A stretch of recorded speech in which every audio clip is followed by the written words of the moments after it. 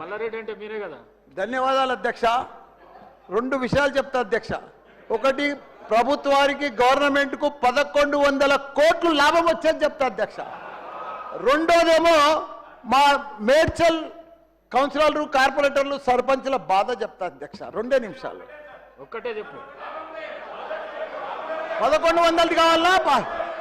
1 నిమిషంలా. నువ్వు number 1 minister అన్నా, నువ్వు మా ఇన్ఛార్జ్ మంత్రివి, నీకే చెప్తున్నా, మా ఇన్ఛార్జ్ మంత్రి అని చెప్తున్నా. అదే రెండో చెప్తాను.